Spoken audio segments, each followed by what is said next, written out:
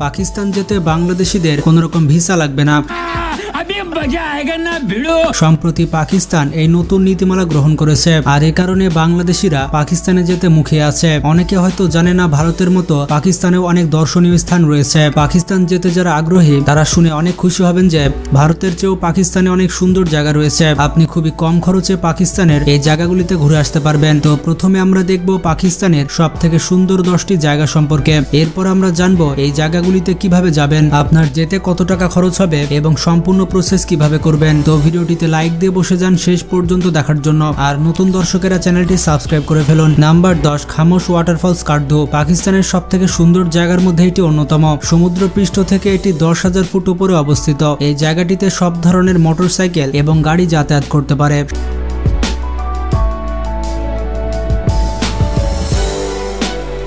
শীতকালে এই জায়গাটি সম্পূর্ণ জমে যায়, আর এই সময় এই ওয়াটারফলের দৃশ্য অনেক সুন্দর লাগে। শীতকালে আপনি যদি এখানে যান তাহলে আপনি দেখতে পাবেন এর আশেপাশে যত ঝিল রয়েছে সেগুলো সব জমে গিয়েছে, আর এই বরফের উপরে আপনি খেলা করতে পারবেন। এমনকি এই ঝিলের উপরে মানুষ বাইক পর্যন্ত চালায়। নাম্বার 9, কাকলাশ মেডোজ বুনি চিত্রাল। প্রাকৃতিকভাবে এই জায়গাটি অনেক সুন্দর। এটি সমুদ্র পৃষ্ঠ থেকে 8,000 ফুট উপরে অবস্থিত এবং এই পাহাড়ি এলাকায় আপনি সব ধরনের গাড়ি নিয়ে যেতে পারবেন। এই জায়গাটির চারিদিকে শুধুমাত্র সবুজ আর সবুজ। পৃথিবীর সব থেকে সুন্দর তৃণভূমির মধ্যে এটি অন্যতম। প্রতি বছর অনেক টুরিস্ট এখানে ঘুরতে আসে এবং সত্যি এটি অনেক সুন্দর জায়গা। এই তৃণভূমির রাস্তা অনেক ফাঁকা থাকে, আপনি চাইলে স্পিডে গাড়ি চালাতেও পারবেন।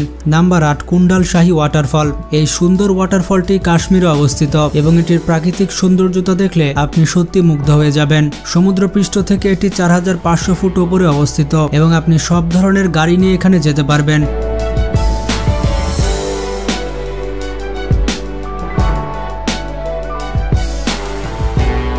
Number 7, Dudipatsar lake. পাকিস্তানের সব থেকে সুন্দর জায়গার মধ্যে এটি অন্যতম। এই ঝিলটি সমুদ্র পৃষ্ঠ থেকে অনেক উপরে অবস্থিত। প্রতি বছর হাজার হাজার মানুষ এই ঝিলটিকে দেখতে আসে। তবে শীতকালে আপনি এই জায়গাতে যেতে পারবেন না, শুধুমাত্র গ্রীষ্মকালের কয়েক মাস আপনি এখানে যেতে পারবেন এবং আপনি বাইক কিংবা কার ব্যবহার করে এই জায়গাটিতে যেতে পারবেন না। এই ঝিলে যাওয়ার জন্য আপনাকে গাড়ি রেখে 19 কিলোমিটার পথ হেঁটে যেতে হবে। এটি দেখতে যতটা সুন্দর, বাস্তবে তার থেকে অনেক বেশি বিপজ্জনক। তাছাড়া ঝিলে যাওয়ার যে রাস্তা রয়েছে সেই রাস্তা অনেক বিপজ্জনক। তাই এখানে যদি আসতে চান প্রফেশনাল গাইডকে সাথে নিয়ে আসতে হবে।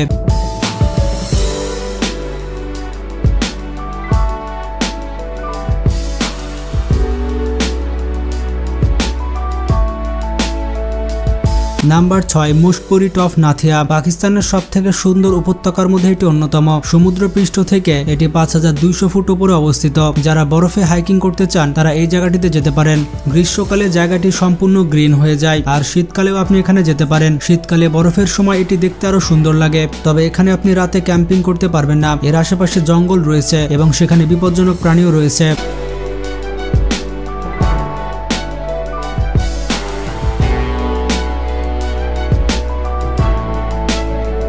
Number 5, twins waterfall Havelian. পাকিস্তানের সব থেকে সুন্দর ওয়াটারফলের মধ্যে এটি অন্যতম। সমুদ্র পৃষ্ঠ থেকে এটি 4,500 ফুট উপরে অবস্থিত। তবে এখনো জায়গাটিকে অনেক মানুষ এক্সপ্লোর করতে পারেনি। এই জায়গাটিতে যাওয়ার রাস্তা অনেক বেশি কঠিন, যার কারণে খুব কম মানুষ এখানে যেতে পারে। এই ওয়াটারফলের পানি অনেক বেশি পরিষ্কার, তবে বর্ষার মৌসুমে এখানে অনেক বেশি বৃষ্টিপাত হয়, তাই বর্ষার মৌসুমে এখানে যাবেন না।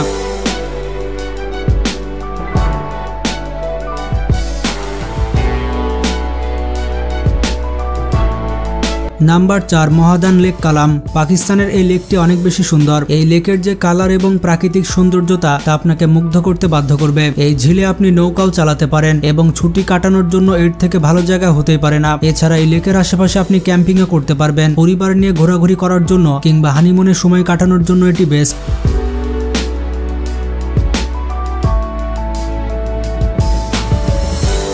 নাম্বার 3, সাম্বাকসার লেক বাবুসার। পাকিস্তানের সব থেকে সুন্দর জায়গার মধ্যে সাম্বাকসার লেক রয়েছে। এই ঝিলটি বাবুসার পাহাড়ের পাশে অবস্থিত। এই এলাকাটিতে বেশ কয়েকটি ঝিল রয়েছে। তাছাড়া এখানে বিশাল বিশাল তৃণভূমি রয়েছে যার সৌন্দর্যতা আপনাকে মুগ্ধ করবে। তবে এই ঝিলের রাস্তাগুলো খুব একটা সুবিধার না হওয়ার কারণে বেশিরভাগ মানুষ এখানে যেতে পারে না। তাছাড়া এই এলাকা ক্যাম্পিং এর জন্য সেফ নয়। এছাড়া জায়গাটিতে অনেক বেশি ডাকাতি হয়ে থাকে। তবে আপনি যদি প্রফেশনাল গাইডের সাথে যান তাহলে আপনার বিপদ অনেকাংশে কমে যাবে। শীতকালে এখানে যাতায়াত বন্ধ থাকে, শুধুমাত্র গ্রীষ্মকালের কয়েক মাসে আপনি এখানে যেতে পারবেন।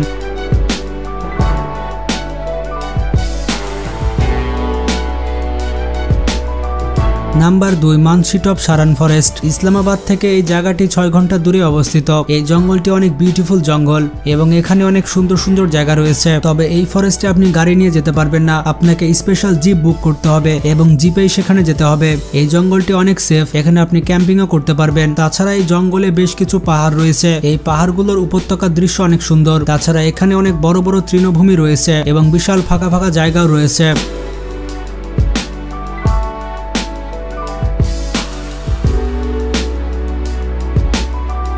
Number 1, Ratti Gali lake, Azad Kashmir. আজাদ কাশ্মীরের অন্যতম সুন্দর জায়গা হচ্ছে রাতিগালি। এই লেকটি অনেক বেশি সুন্দর, যা আপনি নিজের চোখে না দেখলে বুঝতে পারবেন না। শীতকালে এই লেকটি পুরোপুরি বন্ধ থাকে এবং গ্রীষ্মকালের কয়েক মাস চালু থাকে। লেকের চারপাশে অনেক বড় বড় পাহাড় রয়েছে। মজার ব্যাপারটি হচ্ছে এই লেকে বিভিন্ন ফুলের বৃষ্টি হয়ে থাকে, কারণ লেকের আশেপাশে অনেক ফুল গাছ রয়েছে। এগুলো ছাড়াও পাকিস্তানে অনেক সুন্দর সুন্দর জায়গা রয়েছে, যেমন হিঙ্গল ন্যাশনাল পার্ক। চাইলে আপনি এই পার্কেও যেতে পারেন।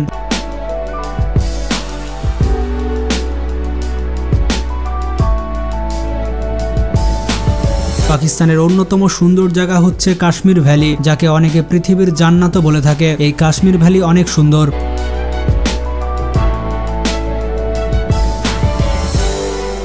এখন প্রশ্নটি হচ্ছে পাকিস্তানে কোন সময় ভ্রমণে যাবেন। পাকিস্তানে ভ্রমণে যাওয়ার সব থেকে পারফেক্ট টাইম হচ্ছে মে থেকে নভেম্বর মাস। এই সময় গেলে গাড়ি ভাড়া, হোটেল ভাড়া অনেকাংশেই কমে যাবে, তাই কম খরচে ট্যুর করতে চাইলে এই সময়টি বেছে নিতে পারেন। তাছাড়া নভেম্বর মাসের পর থেকে পাকিস্তানে বরফ পড়ে থাকে। বরফের মধ্যে আপনি সব জায়গায় যেতে পারবেন না, তবে শীতকালে পাকিস্তানের আইস স্কেটিং জায়গাগুলোতে যেতে পারেন। এছাড়া আপনি পাকিস্তানে যেতে পারেন কারাকুরাম মহাসড়কে। এই মহাসড়ক অনেক বিশাল। খোলা জিপে চড়ে যখন এই রাস্তায় যাবেন তখন আপনার অন্যরকম ফিল হবে।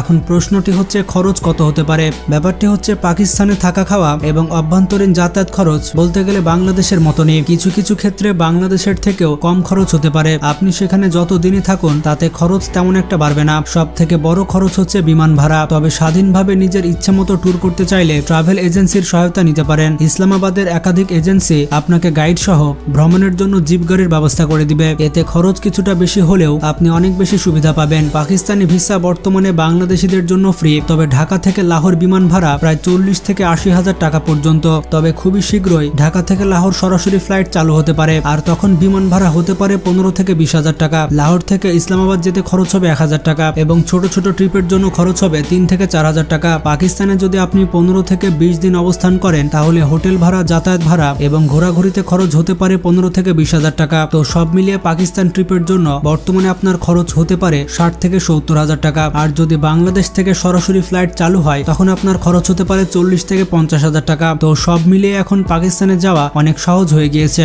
কারা কারা পাকিস্তানে যেতে চান কমেন্ট করে জানান, আর ভিডিওটি ভালো লাগলে বেশি বেশি শেয়ার করতে পারেন। আজকে পর্যন্তই, ভালো থাকবেন, টেক কেয়ার।